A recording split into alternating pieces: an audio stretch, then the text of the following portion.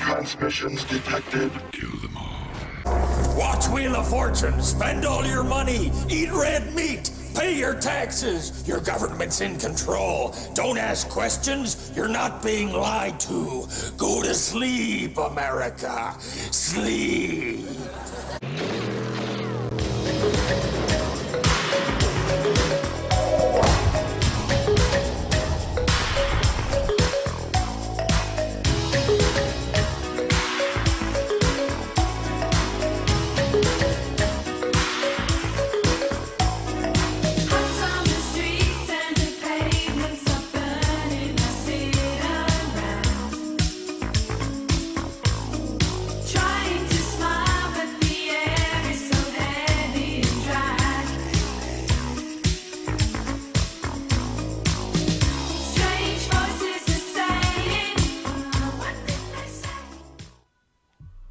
Hello, my friends. About 1200 years ago, a man named Agobard, the Archbishop of France, he wrote a book called Against the Foolish Belief in Hail and Thunder. The bishop did his best in his writings to debunk all the outrageous things that the people of his time were witnessing, so he would investigate anything out of the ordinary. One year, there were numerous sightings of very oddly dressed people in airships causing a bit of trouble. Mind you, this is 800 AD, 1,000 years before hot air balloons or airships are even invented. After hearing the eyewitness testimonies about the sky people, Agobard complained how many ordinary folks around him, mostly peasants, they had lost their complete minds, and he thought they were even more foolish for believing that the weather would be magically controlled by other men. You see, they had told the authorities that sorcerers and alchemists were causing violent thunderstorms at will. They told him that a group of unknown people, or sky travelers, they were seen dispersing a vapor or smoke from their airships. Clouds would suddenly form and it would storm. The villagers swore that they saw them do this many times, and isn't it a coincidence? Yeah. You see, there are other people here with us, and they always been here. But who are they? Yeah, according to Agobard, while he was visiting, a very strange thing occurred in the area where the flying craft were being seen the most. To his dismay, he says some men working in the fields captured 4 individuals whom they believed had come from one of the aerial ships. Convinced these were the same people messing with their weather, stealing all their personal belongings like their food, cows, and chickens and everything. They even blamed them for anyone that had come up missing in the past, because there's nothing new. He says he had to quickly intervene before it got out of hand. He was able to persuade the crowd not to kill the 4 men, saying that the whole idea was not only absurd, but it was against God's will. They were people, sort of weird, odd, and strangely dressed, but they were still people nonetheless. No matter who they were, he wouldn't allow them to be murdered without just cause. He felt like the peasants were stealing from one another and then blaming people flying in the air. He said they were heathens for even attempting to do such an awful thing in his presence, and he was shocked by the way that they had no shame. Then the weird part comes where the bishop couldn't explain this. He said when the strangely dressed men being held captive were finally released, walking away down the road, all 4 of them suddenly disappeared out of sight, as if they were taken up. Of course, the villagers were even more upset. They were like, "We told you they were sorcerers and wizards. I mean, why'd you let them go?" But they vowed to get them one day. They even claimed, they would poison their crops. That's how furious they were. So they were totally stealing all their stuff, and these people were upset about it. Now, around the same time, 1,000 years ago, in Ireland, a man named Gervase of Tilbury, records an account from St. Clonmacnoise Church. During a service that he attended, an anchor crashed through the roof and tore the front door right off. This huge anchor was attached to an airship floating above them in the clouds. After the initial excitement was over and they all went outside, there was indeed a literal anchor that had smashed the roof, and it was now lodged on a rock nearby. The congregation watched as a man slowly glided head first straight down the rope to the anchor. The witnesses claimed he moved through the air like a diver swimming underwater. This scared everyone, seeing that his movement was so unnatural. And real quick, another story from South Africa, I believe, in the 90s. All those kids in the school that saw the man on top of a shiny craft, well, all of them were doing it, but he was running across it like he was in water. Or, well, this little girl trips me out. Listen to what she says that the guy was doing. Yeah? And then we saw something shiny, so we all ran down over there. And it was in the early morning? It was at break time. Yeah? And then we saw something shiny. And we saw two people. They were in black, tight black suit. And they had big eyes. And a small, we didn't actually see their nose, but it was quite small. And their mouth was quite small as well. One of them was running in slow motion up across the ship.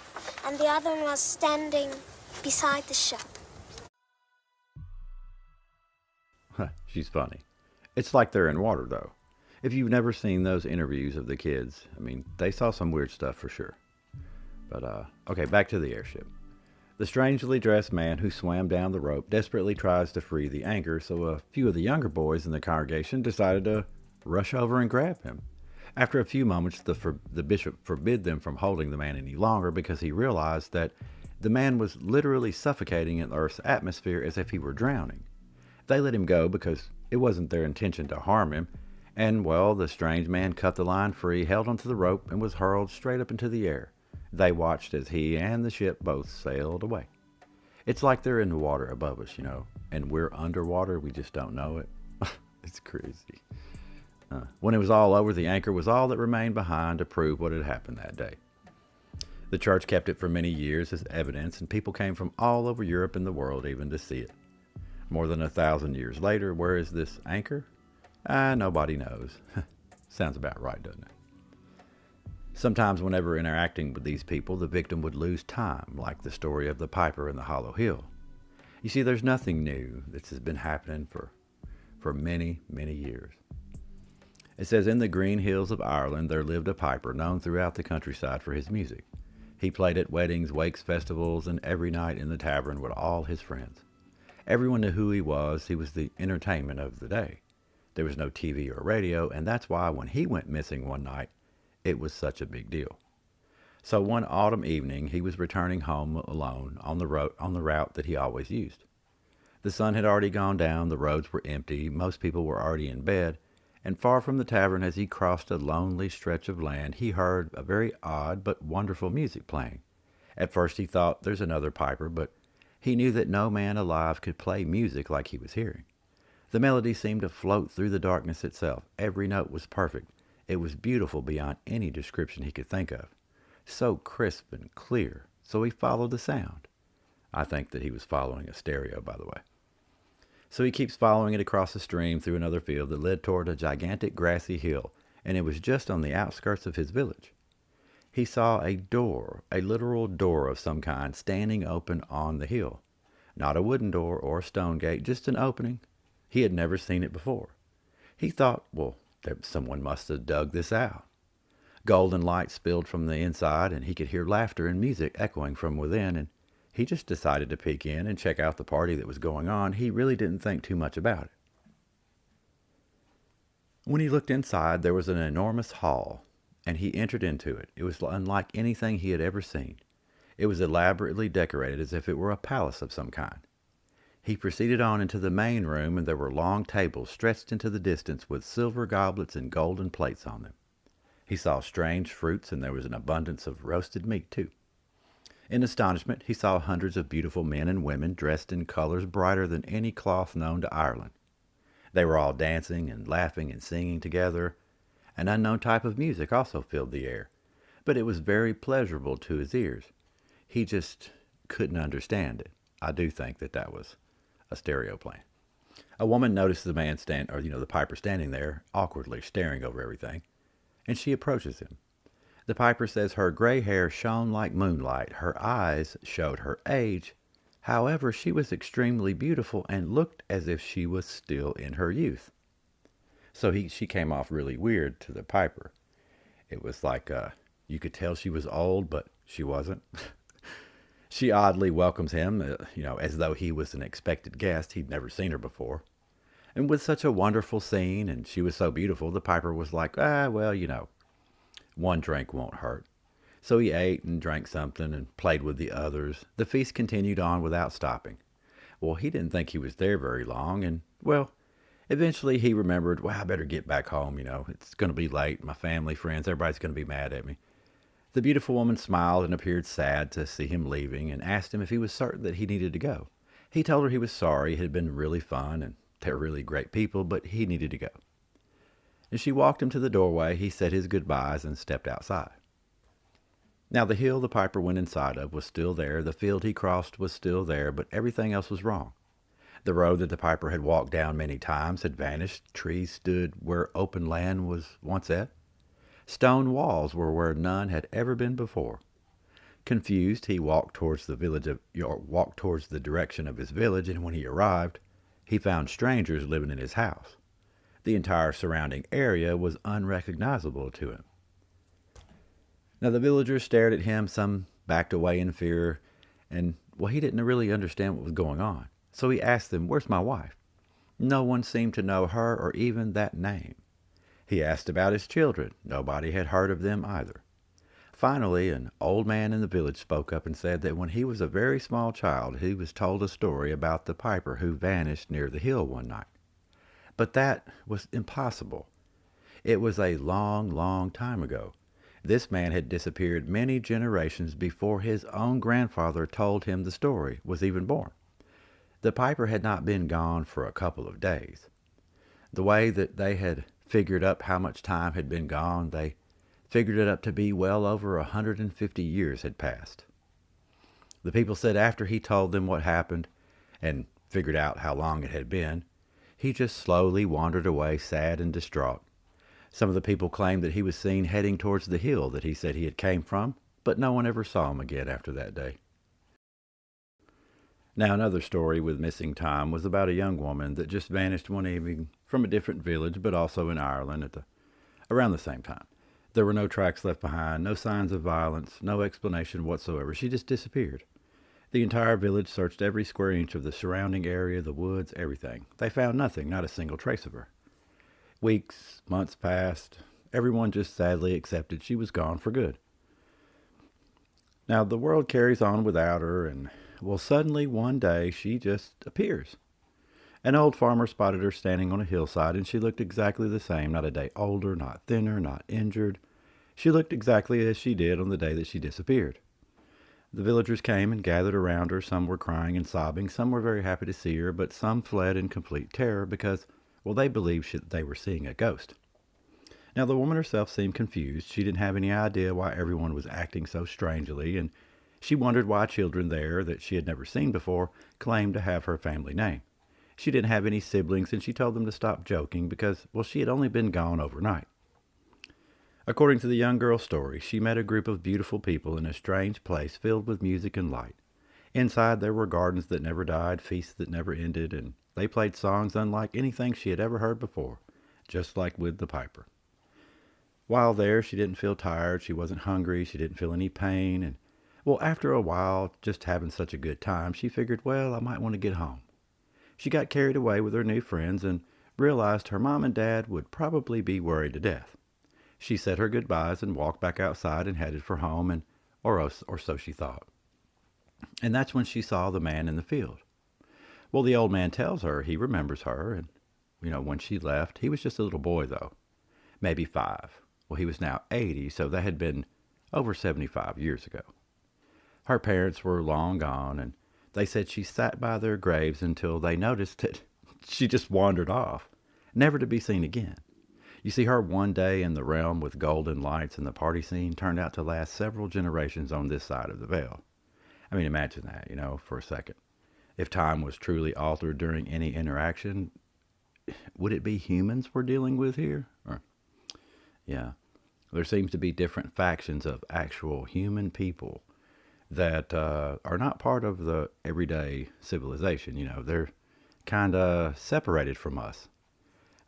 Maybe they are from the land of the immortals. Some of them. Who knows? In America, between November of 1896 and May of 1897, a very famous event happened called the Great Airship Mystery.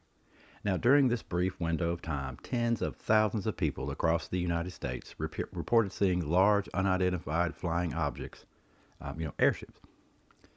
It started in November of 1896 above Northern California. And they saw, they reported seeing headlights and a large, dark, cigar-shaped body behind the lights. Loud music was being played, heard coming from the craft. People were being seen on the decks of these craft, once again oddly dressed. In several reports, witnesses claimed they took both men and women on board their ships to join in on their parties with them, and they were all brought back home the next day without harm, without time missing.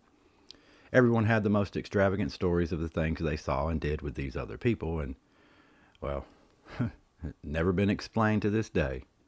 The sightings spread eastward: Nebraska, Texas, Illinois, Iowa, then Chicago, Milwaukee. Basically, by April of 1897, the phenomenon reached its absolute peak, sparking widespread media attention and UFO fever across America. See, the party ships seemed to hang around until about May of 1897, April, May. Reports abruptly declined and finally ceased that summer. Now, this was seen by everyone: government officials, mayors, sheriffs, regular citizens. One report stated that the sky travelers landed in a field, and they had an unusual metal part of some kind that needed to be repaired. So the farmer who helped them happened to be a blacksmith, and he was a middle-aged man, sadly very frail and in pretty bad health. But he was still able to lend a hand to him. The two men that landed on his property didn't speak English, but the farmer understood what they needed repaired, so, he did it with no problem. And as the strange men left his barn to return back to their ship, one of them seemed to thank him and handed him what he thought to be a piece of candy. Now, the strange man motioned for him to put it in his mouth and chew it up, so he did it just out of respect. Even though it tasted horrible, he ate it.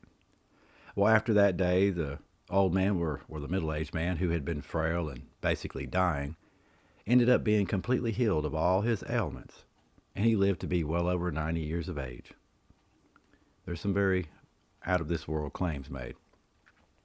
A funny thing I'll point out to prove these are just people and not part of the ancient powers of the air or aliens from another planet, you can see the progression in their technology that they used over time. They start off making literal wooden ships that float in the air, and then they slowly upgrade all the way to shiny, streamlined metal ones that we see today. Very advanced, but man-made aircraft nonetheless. That's why we see several kinds of them today. There's the really old ones, probably made by otherworldly hands. We can't say anything about that. It's all throughout our religious texts, balls of fire, what look like stars, shape-shifting, warping in and out of reality. But then there's the ones that look like humans made them. They have sheet metal, mechanic parts, fluorescent lights. That's a really big giveaway, landing gear, and angels or any other divine beings. I don't think they need suits or helmets to protect themselves. That's just what a human would wear, and only to hide their identity, But the stories are all the same. It's ridiculous to think that we've never investigated who these people really were. How easy would it be for a breakaway group to simply use the Earth as their own private stage? They would be like gods if their technology was that much more advanced than everyone else's. They could pull off just about anything they wanted to. It might even come off as a supernatural type of event, something scary to us, like making fire descend from heaven, or an alien force invading. You can see how it would be in their best interest to never allow any of us peasants to find out who they really were or what they were up to. That unknown element allows them to remain lurking in the shadows to do as they wish to whomever they wish. And if they were an advanced race of humans who've always been here, then where were they at when we needed them the most? When humanity was all but wiped out, numerous times, they did nothing to help. And the real question would be left to answer, what would they be up to hiding in the shadows like that, watching everything fall apart by the hands of a very few? So could they be responsible? Even though we may not understand at the moment, we will one day. It's only a matter of time. Remember that this world is a closed system. Nobody gets in and nobody gets out. Therefore, they must belong here. They have to. It's the only explanation we have. In the end, it does make the unknown start to finally make sense, because they could totally be the puppet masters behind the scenes. We've been tricked on a level no one could have ever imagined. What if it's them who've been flying around all this time, today even? And they're simply using advanced drones and robotic droids to scare everyone into thinking that they're the boogeyman. They themselves could have started the whole alien thing just to keep the rest of the population in check, keep us ignorant of reality in order to always keep the advantage. Notice how nobody running the show is the least bit worried about aliens? Yeah.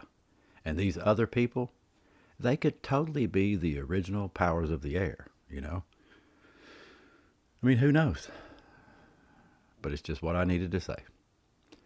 My love to you all. I'm Wild Dog, and I am out of here.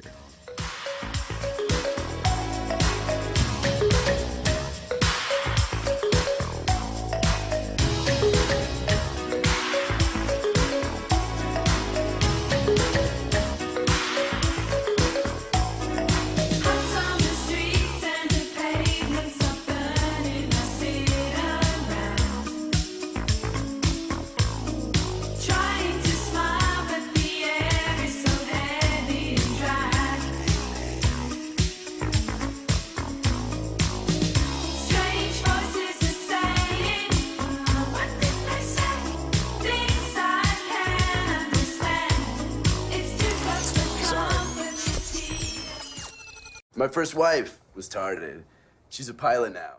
Return, return, return, return. Oh, it's all part of the show.